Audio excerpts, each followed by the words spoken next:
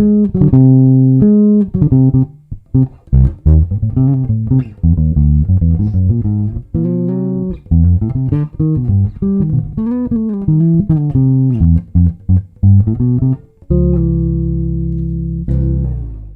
we are back. Hey, welcome. It's Jazz here from thebassmastermind.com.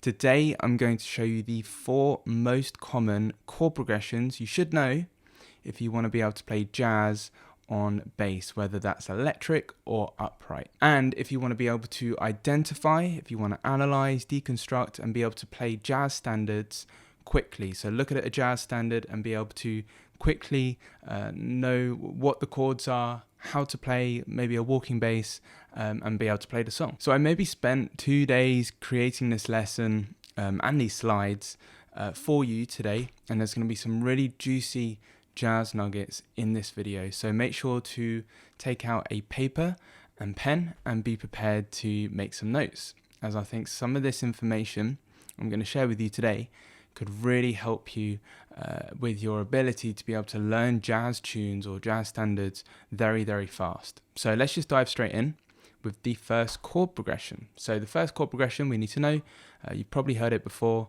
it's a 2-5-1.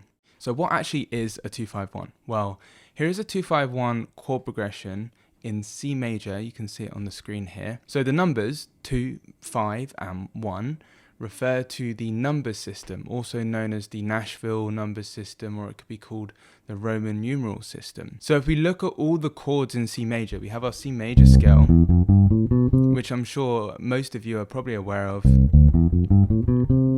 And if we stack a chord, or what's called a triad, but a chord on top of each one of these notes, so a C chord, a D chord, an E chord, an F chord, G chord, A chord, B chord, and then we assign a number to each note of this scale, so 1, 2, 3, 4, 5, 6, 7. So we're in C major, and we're using the C major scale. You have the C chord, a nice C chord here. That's our 1 chord. And then our 2 chord, because that's the other chord we need to know. So that's a D minor. I'm just playing like a D minor triad shape here. So that's a D minor. And then we have our 3 chord, E minor. Same E minor triad shape. F major, you can play it down here if you like. G major, that's what's called the 5 chord. 6 chord, A minor. And then we've got a B, what's called a B diminished. Don't worry too much about that one because we're not going to use that today. So don't worry about that B diminished at the end, but that's the 7 chord. So in C major, a 2-5-1 is where you take the 2nd chord as we're assigning a number to each note of the scale, right? So we have 1, 2, 3, 4, 5, 6, 7. So we take the 2nd note because it's a 2-5-1 chord progression. So we take the 2nd note, which is a D. So we have a D minor chord. So that's the first chord in this chord progression, so D minor. The 2nd chord is the 5 chord, so we have 2, 5. What's the 5 chord? Well, in C major, the 5 chord is the G. So that's the 5 chord, so 2, 5, 1. And the 1 chord in C major is, so D minor. And then we have the 5 chord, which is the G major. And then the 1 chord, which is C major.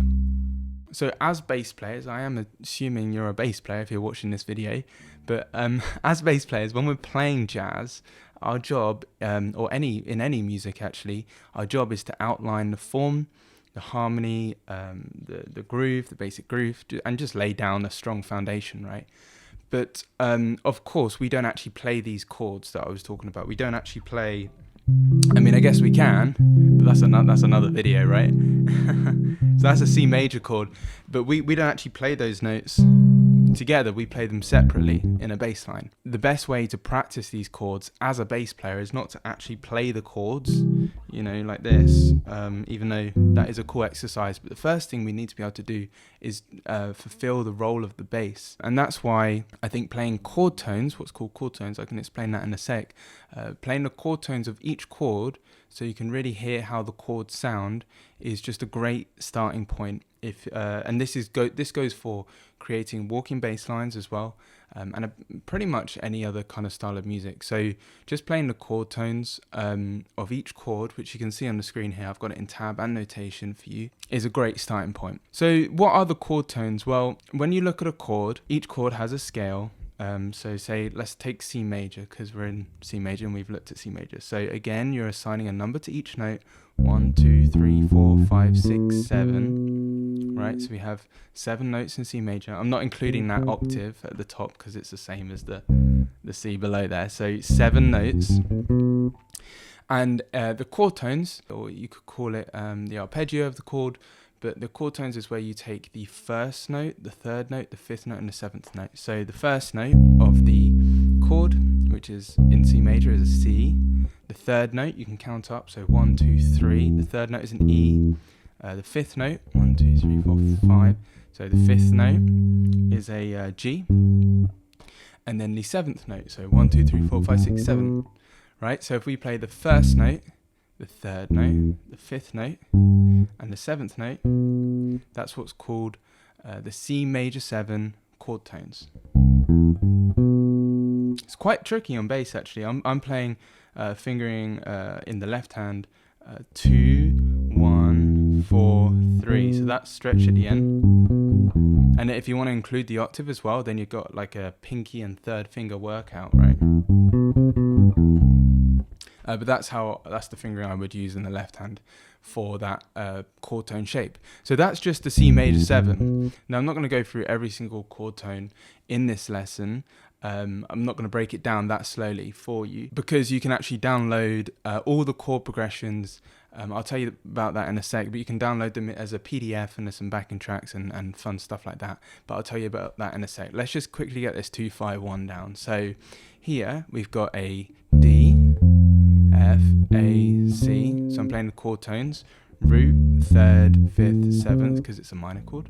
And then we've got a G7, G dominant 7th, G, B, D, F, and then we've got a C. The important thing is to actually play it in time as well. So the harmonic rhythm just means that where the chords change.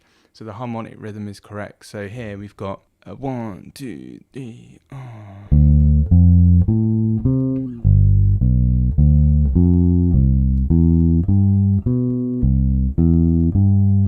and then there's repeat markings, you can repeat that, but already you're kind of playing a walking bass line and you're outlining the chords perfectly. And you can actually hear this chord progression in the famous jazz standard by Duke Ellington called Take the A Train. It happens in bar 5, 6, and 7. And it's just 2, 5, 1 is just a great way to resolve back to the 1 chord. So we're going from the 2 chord to the 5 chord to the 1 chord. So before I reveal the next chord progression, just note that I'll be using the song Take the A Train to teach all the chord progressions, as this is a great jazz standard to learn, especially if you're just getting into jazz or just learning jazz. And it has all the chord progressions that we'll be looking at today. All these 4 common chord progressions that you should know in jazz, they'll all be in this one jazz standard. I will quickly note that I have adapted some of the chord progressions from the original to help better explain some of these concepts, just in case there's any jazz guys out there. But I just want to give the basic structure of the song, and of course with all these standards as well. From Duke Ellington, this is Duke Ellington here who wrote the tune, right from his original version right up to now. There's just so many different variations of this tune, but I'm just going to try and take the basic and the skeleton or the structure of the song. But there's so many variations, just bear that in mind with chord progressions, tempos, grooves, and all of that. Like I said, I'll be using Take the A Train to teach all these chord progressions, and this is a great jazz standard to learn. So I've actually given you a lead sheet that you can use. It's a PDF, a downloadable PDF that you can grab. So you can grab this PDF with all the chord progressions that we'll be looking at today, and also a backing track of Take the A Train, so you can start playing the chord tones along in time, almost like a walking bass. You can grab that inside my free Facebook group for bass players. If you're watching this on YouTube, the link to join the Facebook group is just below this video. It's called the Bassmaster Community, And if you happen to be in my free Facebook group, then the PDF and the backing track will just be below this video, so you can just download it straight away. And yes, the chord tones are written in tab as well. I always get asked that, so you can see there'll be a notation version and there'll be a tab version as well for you to download. Alright, so our second progression we need to learn is what's called a turnaround. So if someone was to tell you, can you play a turnaround in C, it can actually mean a number of things, but generally people refer to a turnaround as being what's called a 1.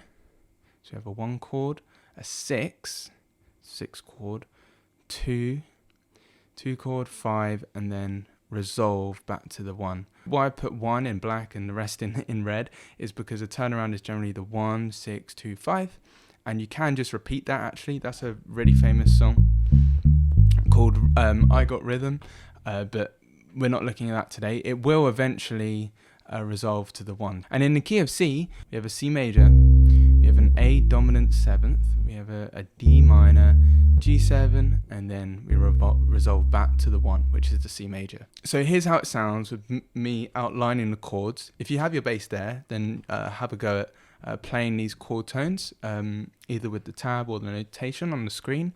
Just note that when you've got 2 chords per bar, you're going to have to play the chord tones twice as fast as when there's only 1 chord per bar. But I'll show you what I mean. So if I count this in 3, 4.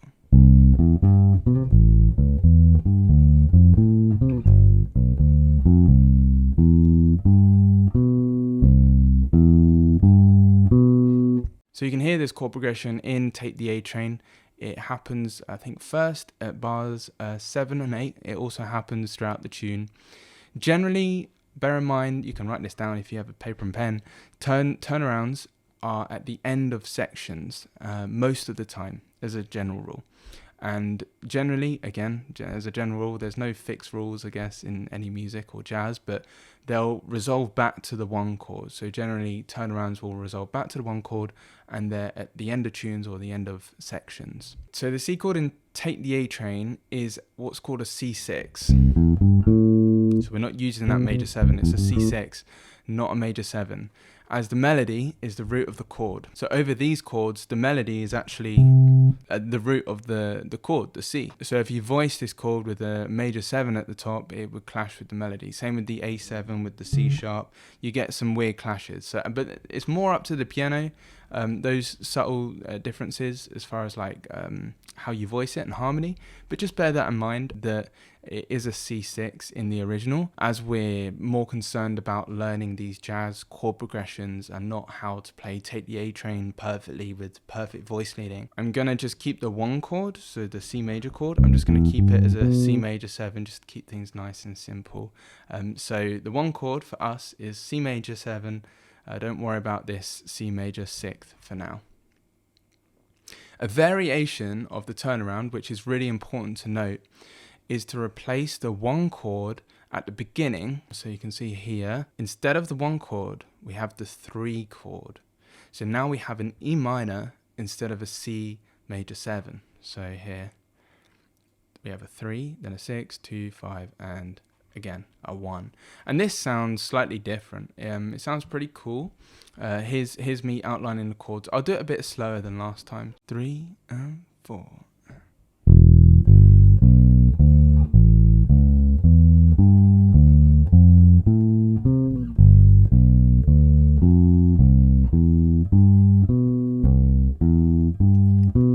Some of this chord tone stuff on bass can be really hard to play, so do take it slowly. Take it wherever feels comfortable with your technique. Amazing. The third chord progression for today is a secondary dominant. Now, I get asked this question so many times in the free Facebook group, the Bassmaster community I was talking to you about.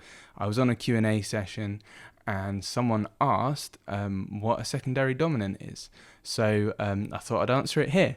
A secondary dominant is any chord that has a dominant function over a chord that is not the tonic. Now, that's a lot of weird words that have been said there, but that's the definition. You can write that one down. Let me explain it in English. So the tonic just means the key of the song. So when I say tonic, it's just if we're in C major, the tonic is C. So that's easy to understand. But the other thing we need to understand is, what is a dominant chord? Well, a dominant chord has a flat 7. So if we were to have, we have our C major 7. Let's take our C major 7 here. So we already know that. Now if we were to make that 7 flat, it would just be a dominant chord. We'd be outlining the chord tones. Now the 5 chord, or dominant chord in C major, the one that we've already seen, is a G7. So if we're in C major and there is another dominant chord that is not a G7, say we're in C major and we see a D7, that would be known as a secondary dominant, as it does not resolve to the tonic. So G7 resolves to the tonic, C. So we have G7, the 5 resolves to the 1. Now D7 does not resolve to the 1. We need the 5 before it to be able to resolve. So because this D7 does not resolve to the tonic or the 1, that means that a D7 in C major is a secondary dominant. Hopefully that makes a little bit more sense, and let me know if you want me to explain it further. I'm happy to do so in the comments below. But let me just show you an example. So first of all, you can see here we have just a normal 2, 5, 1. So we have a 2, 5, and a 1. So just focus on that bit for now. So we have a 2, we already know this, 2, 5, and 1. Now this D7 chord, it's not really in the key of C major, is it? Because it has an F sharp as the 3rd. And now this chord progression, by the way, this secondary dominant, is super key because it's everywhere in jazz, from like The Girl from Ipanema to There Will Never Be Another You. These are some really famous jazz standards. So you will find it in hundreds, if not thousands, of jazz standards. So it is really key to understand. But yeah, that D7 is what's called a secondary dominant. And generally, this is a really famous secondary dominant, having a 2 as a secondary dominant before we go to the normal 2, which is a minor, 5, 1. And let me just play it for you. So here's how it sounds with me outlining the chords in time. So we have 3, 4.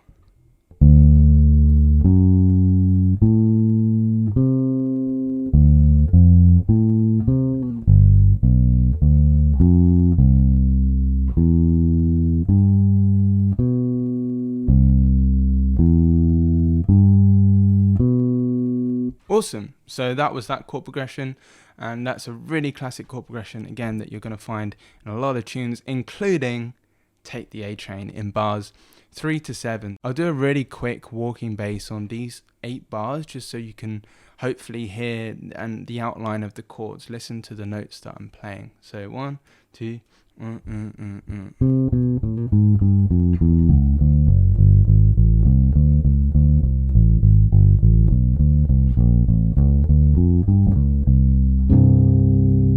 and you can hear you've got that C, which is the tonic, going to the secondary dominant, that D7, and then it goes to 2, 5, and then it goes to a turnaround. So we're starting to put things together. So something I like to call secondary dominant variation. So it's a variation of this secondary dominant we just learned. It's where you make the secondary dominant, you have that D7, and you put a minor chord before it. So you actually put an A minor before that D7, and this can happen a lot as well. So I'll outline the chords. This is just to give a little bit more harmonic interest in the tune, if you want more chords in the tune, basically. So let me count in 3, 4.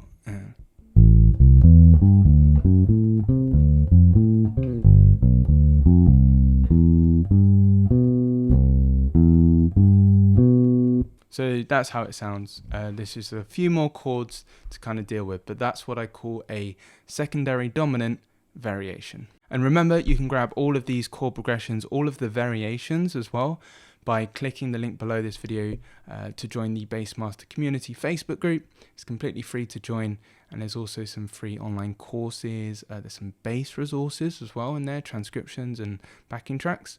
And if you're already part of the group, you can find the PDFs and backing tracks for this particular lesson just below this video inside the Facebook group. All right, moving on. The next chord progression is movement to chord 4. Now, what does that mean? Well, movement to chord 4 is exactly what it says on the tin. So we're on the 1 chord.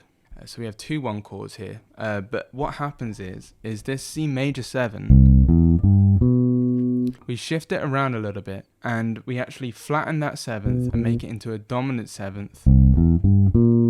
And what that does is really nicely leads us to the 4 chord. So by making the 1 chord a dominant 7th, it leads us to the 4 chord, which in this case is an F major. So the 4 chord in C, using the Roman numeral system, so 1, 2, 3, 4, the 4 chord is F major. We've got an F major 7 here. So by turning the 1 chord into a dominant 7th chord, you set up what's called a cadence to the 4 chord, and that's called movement to chord 4. And this is very similar, just like you would in the 4th bar of a blues. So if we're playing a blues in C major, say,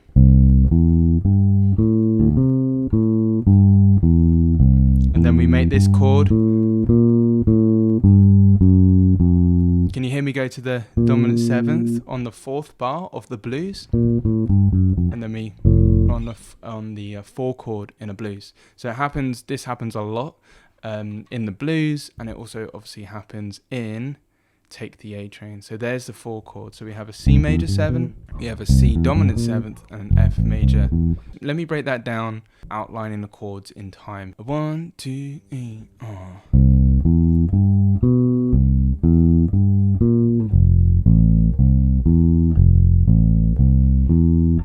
Simple as that.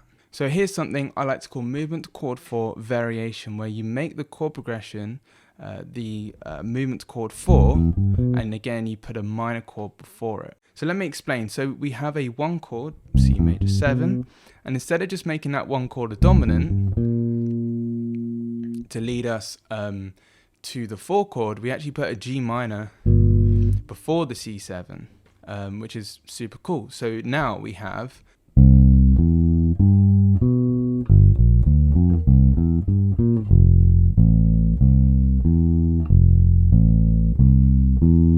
that was me outlining the chord tone. So you've got that G minor 7, C dominant 7th to the F major, which is the 4 chord. And you guessed it, you can hear this chord progression in Take the A Train going into the B section. Now I kind of added this in a little bit. So the B section of the tune, it does go to the 4 chord. In the original, I don't think it uses the G minor, but I think they hint at especially in the solos, they hint at that flattened 7th on that C. So they make the 1 chord a 7, and you go nicely to that 4 chord. So let me just quickly play a walking bass line. I'll play the first 4 bars you see on the screen going into the bridge, and the bridge is on the F major, which is the 4 chord, right? 1, 2,